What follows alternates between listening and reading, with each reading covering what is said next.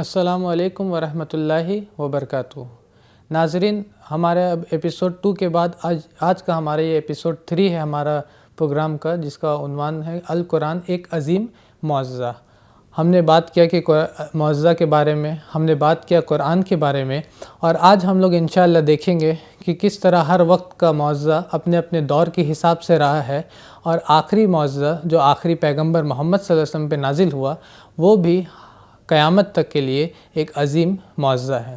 ہر ایک دور میں جب بھی معجزہ اللہ تعالیٰ نے، یعنی کہ کوئی چمتکار، کوئی میریکل اپنے نبی کو دیا، اپنے پیغمبر کو دیے، تو وہ معجزہ اسی وقت کے، اسی دور کے حساب سے رہا ہے۔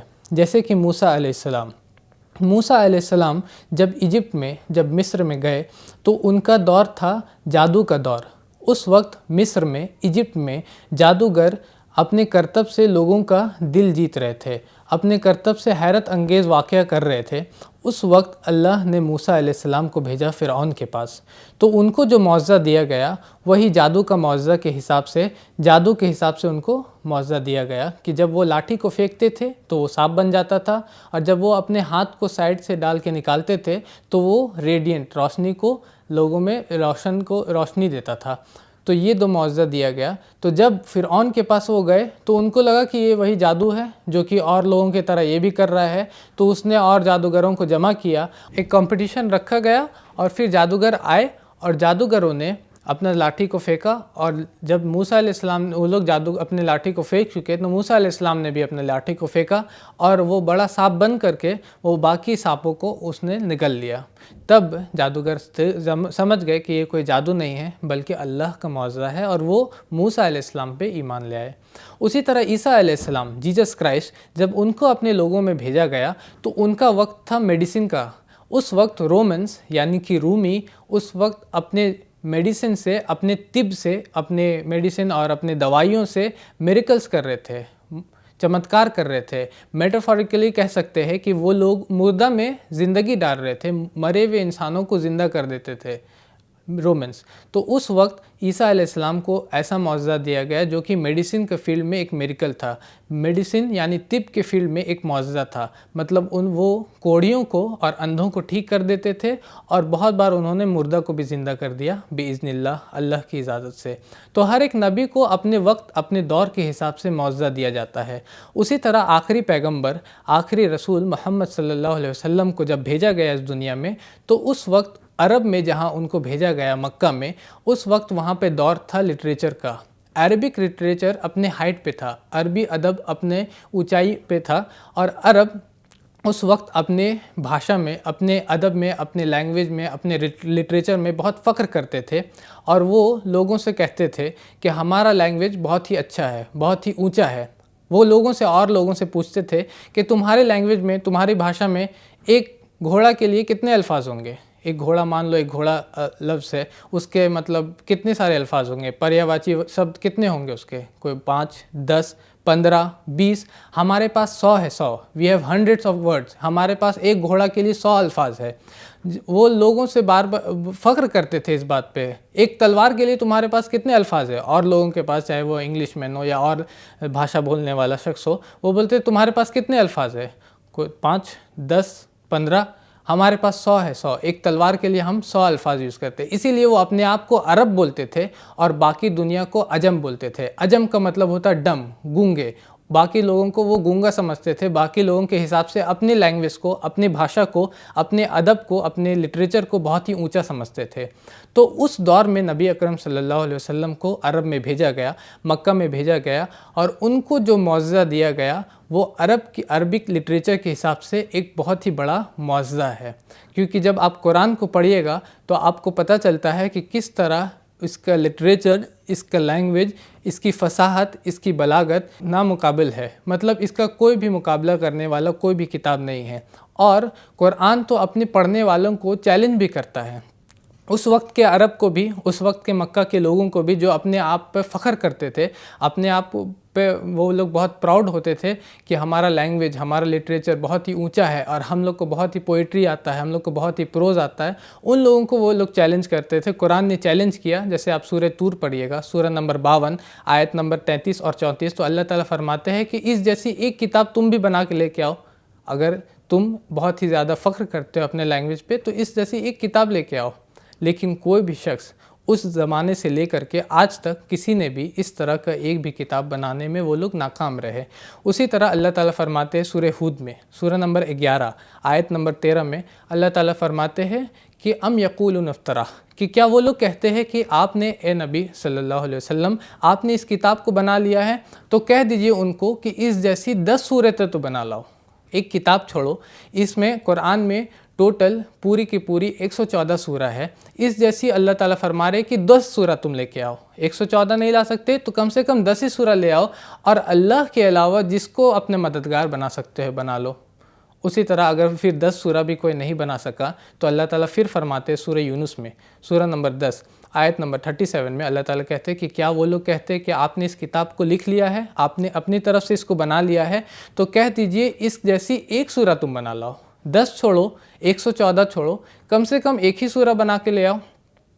پھر جب ایک سورہ بھی اس وقت کے کسی بھی انسان نے، اس وقت کے فخر کرنے والے عرب نے اس جیسے ایک بھی سورہ نہیں بنا پائے وہ لوگ، تو اللہ تعالیٰ فائنلی پھر فرماتے ہیں سورہ بقرہ میں سورہ نمبر 2 آیت نمبر 23 اور 24 میں اللہ تعالیٰ کہتے ہیں وَإِن كُنتُمْ فِي رَيْبٍ مِّمَّا نَزَّلْنَا عَلَىٰ عَبْدِنَا فَأْتُوا بِسُورَةٍ مِّن مِّثْلِهِ، کہ اگر تم کو شک ہے اس میں جو ہم نے اپنے بندے پہ نازل کیا ہے تو اس جیسی ایک سورہ، ایک چیپٹر ہی کم سے کم بنا لو اس جیسی. اللہ تعالیٰ فرماتا ہے مم مثلی، یہ نہیں بولا کہ اس کے برابر، اس کے قریب ہی کا ایک سورہ بنا کے لے آؤ.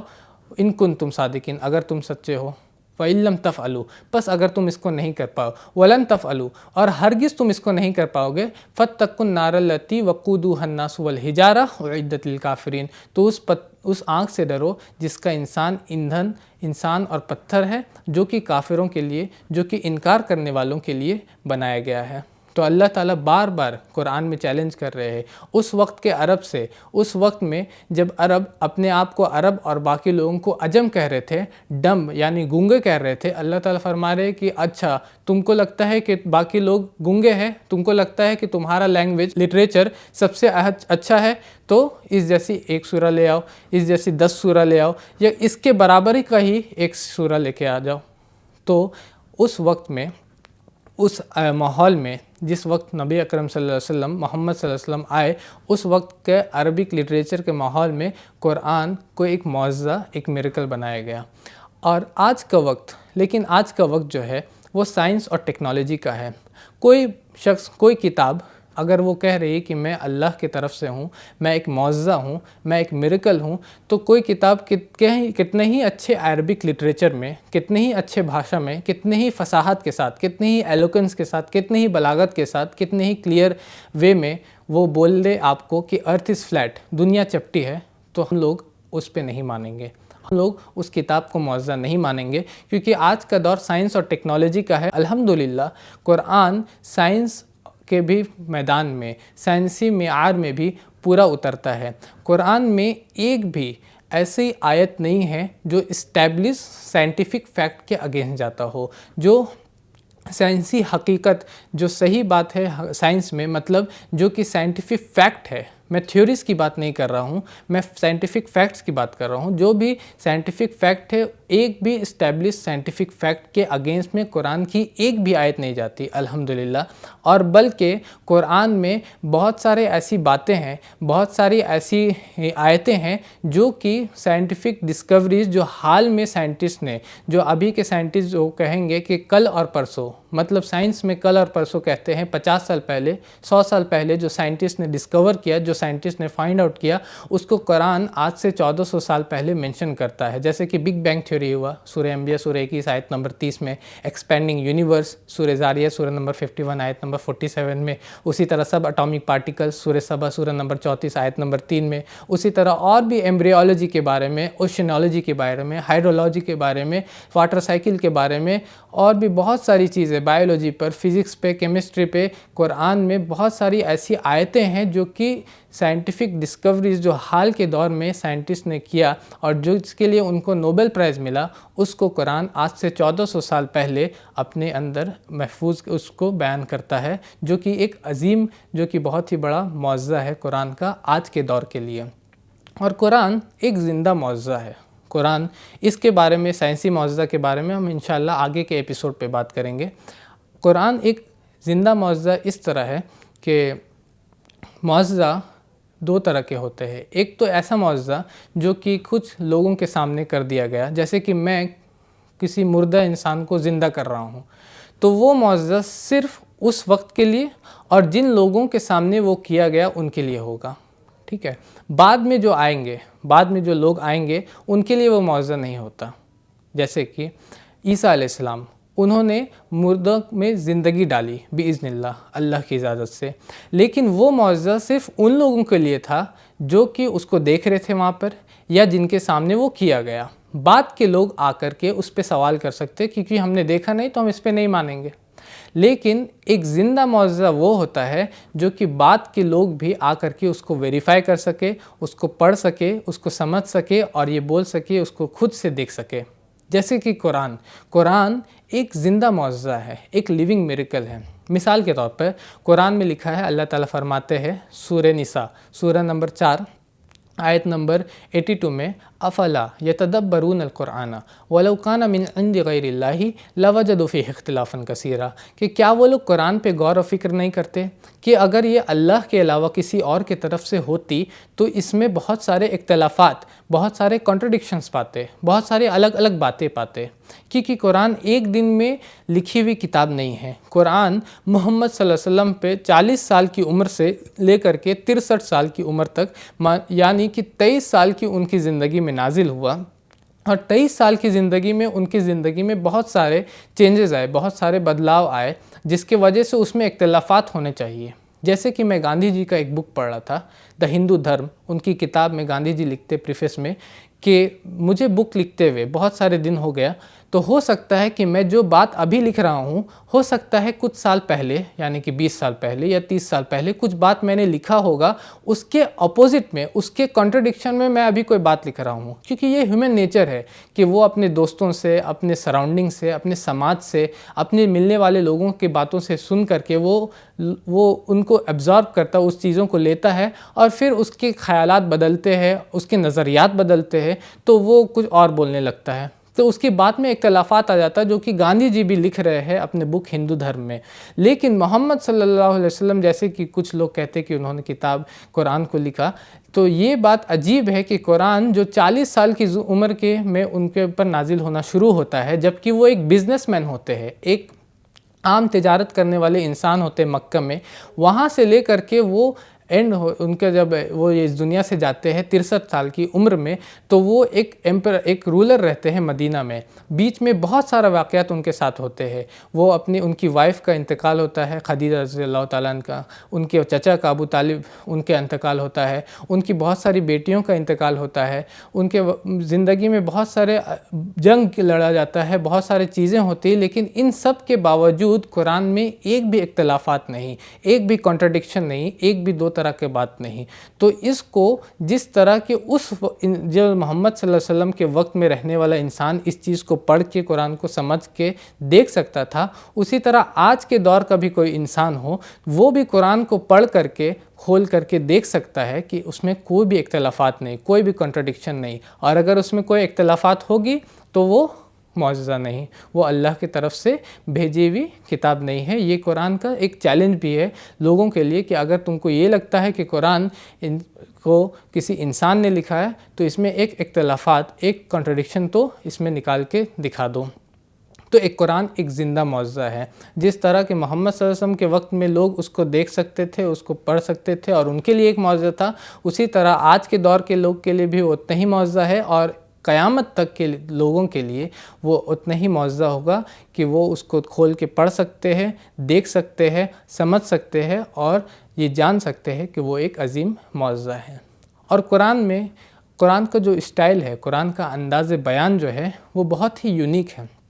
یونیک کا مطلب وہ اس طرح کا بیان کرتا ہے کہ لوگ جو اس کو سننے والے ہوتے ہیں، وہ اس کو سن کر کے، سمجھ کر کے ہی بہت سارے ایسے لوگ ہوئے جنہوں نے اس کو معجزہ مان لیا۔ جیسے کہ محمد صلی اللہ علیہ وسلم کے وقت کا ایک واقعہ ہے، طفیل بن عمرو بن الدوسی، وہ ایک پوئٹ ہوتے ہیں عرب میں، وہ جب مکہ میں جاتے ہیں تو لوگ ان سے کہتے ہیں کہ آپ قرآن کو مت سننا، تو وہ اپنے کانوں میں روئی تک بھر لیتے کہ قرآن کو ہم کو سننا نہیں ہے، جبکہ وہ ایک پوئٹ ہوتے، بہت ہی اچھے انسان ہوتے جو کہ پوئٹ تک ہوتے، عربی میں بہت ہی مہارت رکھتے ہیں، لیکن ان کو لگا کہ ایسا کیوں، میں کیوں اس کو نہیں سنوں. تو ایک دن وہ اس کو سننے جاتے ہیں. محمد صلی اللہ علیہ وسلم، نبی اکرم صلی اللہ علیہ وسلم مکہ میں کعبہ میں نماز پڑھ رہے ہوتے ہیں، اور جیسے ہی وہ قرآن کو سنتے ہیں تو اس کے الفاظ سے وہ سمجھ جاتے ہیں کہ یہ کسی بھی انسان کی بات نہیں ہے، بلکہ یہ ایک معجزہ ہے، یہ اللہ کا کلام ہے. اس طرح کہ عمر رضی اللہ تعالیٰ عنہ وہ بھی جب قرآن کو سنتے ہیں، جو اسلام کے دوسرے خلیفہ ہے، سورہ طٰہٰ کو سنتے ہیں، تو ان کے دل اس بات کو یقین کر لیتا ہے کہ قرآن ایک عظیم معجزہ ہے، کوئی انسان کا کلام نہیں ہے. حال کے وقت میں بھی اگر آپ پڑھیے گا، بہت الگ الگ رائٹرز قرآن کے اوپر جب لکھتے ہیں، ایون نان مسلم، جب غیر مسلمان رائٹر جیسے ADJ بیری، انہوں نے قرآن کا ترجمہ کیا اور ان کو عربی آتا تھا، تو وہ کہتے ہیں کہ whenever I hear the Quran chanted، کہ جب بھی میں قرآن کو سنتا ہوں مجھ کو لگتا ہے کہ میں میوزک کو سن رہا ہوں. It is as though I am listening to music underneath the continuous flow of the rhythm، کہ underneath جتنا بھی باتیں بولی جا رہی ہے اس کے نیچے لگتا ہے کہ جیسے ایک ڈرم بیٹ ہو رہا ہے. and it is the beating of my heart، اور وہ میری دل کی دھڑکن ہے. جب وہ سمجھ رہے ہیں قرآن کو، جب وہ عربی کو سمجھتے ہیں تو ان کو پتہ چلتا ہے کہ یہ جو کلام ہے، یہ جو باتیں ہیں، وہ کسی عام انسان کی لکھی نہیں بلکہ اللہ یعنی ایشور کا کلام ہے. اسی طرح اگر آپ قرآن کو پڑھیے گا تو یہ کوئی ونس اپون اے ٹائم والا کتاب نہیں ہے. جیسے کہ ہم لوگ جب عام طور پہ کتابیں پڑھتے ہیں تو وہ ہوتا ہے ایک تھا راجا ایک تھی رانی، اس سٹائل میں ایک کتاب ہوتی ہے کہ ایک انسان کے بارے میں ہو گیا، دوسرا انسان کا ہو گیا، تیسرا انسان کا ہو گیا. لیکن قرآن کا سٹائل بہت ہی یونیک ہے، وہ ونس اپون اے ٹائم کے حساب سے نہیں. آپ اور بھی کتابیں اگر پڑھیے گا تو آپ کو پتہ چلتا ہے کہ وہ ونس اپون اے ٹائم کے حساب سے ایک تھا راجا ایک تھی رانی. قرآن سیدھا پوائنٹ پہ آتا ہے. بسم اللہ الرحمن الرحیم، الف لام میم ذالک الکتاب لا ریب فیہ ھدی للمتقین. الف لام میم، اس کتاب میں کوئی بھی شک نہیں، ہدایت ہے متقیوں کے لیے. اسی طرح ڈائریکٹ قرآن میں جو بھی باتیں ہیں وہ سیدھا، جیسے کہ آپ پڑھیے گا سورہ مائدہ سورہ نمبر 5 آیت نمبر 90، تو اللہ تعالیٰ فرماتے یا ایھا الذین آمنوا انما الخمر والمیسر والانصاب والازلام رجس من عمل الشیطان فاجتنبوہ لعلکم تفلحون. کہ ایمان والو، بے شک شراب پینا، جوا کھیلنا، انصاب اور ازلام، یہ ساری کے سارے شیطانی کام ہیں، ان سے بچو تاکہ تم کامیاب ہو سکو. تو قرآن کا اسٹائل، قرآن کا طریقہ کار بہت ہی یونیک ہے، جو اور کتابوں سے اور طریقے کے بک سے بہت ہی ڈیفرنٹ ہے. جیسے کہ اگر آپ پہلی وحی کو ہی لے لیجئے گا تو نبی اکرم صلی اللہ علیہ وسلم پہ جب پہلی وحی آتی ہے غار حرا میں، تو ان کے پاس ایک فرشتہ آتا ہے 40 سال کی عمر میں. وہ غار حرا میں رہتے ہیں، مکہ کے سائیڈ میں، مکہ سے 5 کلومیٹر دور مینا کی طرف ایک غار ہوتا ہے، اس میں جا کر کے وہ رہتے ہیں. اپنے لوگوں کے تکلیفوں سے، اپنے لوگوں کی پریشانیوں سے، شراب خوری سے، جوا خوری سے، زناکاری سے اور ظلم اور زیادتی سے، لڑائی اور جھگڑے سے وہ پریشان ہو کر کے وہ اکثر جاتے تھے غار حرا میں. شانت ماحول میں وہ اس بات پہ غور و فکر کرتے تھے کہ اپنے لوگوں کے تکلیفوں کو کس طرح وہ دور کرے. اسی غار کے ایک وزٹ میں، ایک وزٹ میں رمضان کے مہینے میں جب وہ غار میں رہتے ہیں تو ایک فرشتہ آتا ہے ان کے پاس اور وہ کہتا ہے کہ اقرا، پڑھو اپنے رب کا نام لے کر، بسم ربک الذی خلق. وہ بولتے ما انا بقارئ، پڑھو. وہ پھر سے بولتے ما انا بقارئ، مجھے پڑھنا نہیں آتا. تیسرا بار فرشتہ ان کو کس کے پکڑتا اور بولتا ہے اقرا بسم ربک الذی خلق، پڑھو اپنے رب کا نام لے کے جس نے تم کو پیدا کیا. تو یہ پھر وہ پڑھتے اقرا بسم ربک الذی. ان کو پتہ چل جاتا ہے کہ اب وہ ان کو جو پڑھنے کو بولا جا رہا ہے، کیونکہ اقرا کا مطلب ہوتا ہے ریسائٹ کرنا، ریپیٹ کرنا، دہرانا، تو وہ سمجھ جاتے ہیں کہ ان کو دہرانا کیوں بولا جا رہا ہے. تو وہ پڑھتے اقرا بسم ربک الذی خلق خلق الانسان من علق، پڑھو اپنے رب کا نام لے کر جس نے انسان کو علق سے پیدا کیا. اقرا وربک الاکرم، پڑھو اور تمہارا رب بہت کرم کرنے والا ہو. الذی علم بالقلم، جس نے انسان کو قلم کے ذریعے علم سکھایا. علم الانسان ما لم یعلم، کہ انسان کو وہ سکھایا جو وہ نہیں جانتا تھا. تو قرآن کا یہ انداز بیان بہت ہی یونیک ہے. اب آپ یہ ہم سے پوچھ سکتے، آپ یہ بول سکتے کہ آپ نے تو کہا کہ جو وحی نازل ہوا وہ یا جو قرآن ہے وہ بہت ہی یونیک اسٹائل ہے، لیکن آپ نے تو ابھی جو بیان کیا کہ ایک رمضان کے رات میں نبی اکرم صلی اللہ علیہ وسلم غار میں تھے اور ان کے پر ایک فرشتہ آتا ہے اور وہ بولتا ہے کہ پڑھو، اور وہ بولتے ہیں کہ مجھے پڑھنا نہیں آتا. یہ سب بھی تو ایک کہانی کے حساب سے ہے. میں بولتا ہوں یہی قرآن کا ایک معجزہ ہے کہ جب آپ قرآن کو کھولیے گا تو یہ سب باتیں اس میں نہیں ہیں. कुरान में सीधा सूरह अलग सूरह नंबर 96 आयत नंबर 1 से 5 में लिखा हुआ इक़रा बिस्मि रब्बिकल लज़ी खलक़, पढ़ो अपने रब का नाम लेकर जिसने पैदा किया। कोई भी ये वाक़या नहीं कि गारे हिरा में नबी अकरम सल्लल्लाहु अलैहि वसल्लम थे, या वो 40 साल की उम्र के थे, या वो रमज़ान का महीना था, या उसके बाद वो अपने बीवी के पास जाते हैं और डरे हुए रहते। ये सारी चीज़ें उसमें नहीं हैं। ये सारी बातें जो मैंने बोला वो मेरे तरफ से थी, जो कि हदीस की किताबों में या और भी किताबों में आता है। कुरान में एक यूनिक स्टाइल है, यूनिक अंदाज में, बहुत ही अलग स्टाइल में कुरान अपने बयान करता है, जो कि एक मौज़ज़ा है उसका। उसी तरह कोई भी आप आम किताब पढ़िएगा तो उसके प्रीफेस में शुरू में ही लिखते हैं कि अगर आपको इस किताब में कोई दिक्कत मिले, कोई गलती मिले, तो आप हमको ज़रूर इसको ईमेल कीजिएगा या आप हमको ज़रूर इसके बारे में बताइएगा, ताकि हम अगले एडिशन में इसको सुधार सकें। कुरान में, और अगर आप बाइबल को पढ़ते होंगे, बाइबल को जानते होंगे, तो बाइबल में बहुत सारे एडिशन हैं। Revise standard version, English standard version, king James version, इस तरह के बहुत सारे वर्जन है, रिवीजन्स है बाइबल के। लेकिन कुरान में शुरू में ही अल्लाह ताला फरमाते हैं अलिफ लाम मीम ज़ालिकल किताबु ला रैब फ़ीह हुदल लिल मुत्तकीन। अलिफ लाम मीम, इस किताब में कोई शक नहीं कि एक हिदायत है मुत्तकियों के लिए। मतलब शुरू में ही बोल रहा है कि कोई गलती नहीं है, बल्कि अगर तुमको शक है इस बात में, सूरह बकरा सूरह नंबर 2 आयत नंबर 23 और 24 में, तो कहते हैं इस जैसी एक किताब को तो लेके आ जाओ। उसी तरह अगर आप कुरान पढ़िएगा, मतलब प्रीफेस में ही और सब किताबों से हट करके ये बोलता है कि इसमें कोई भी शक की बात नहीं है।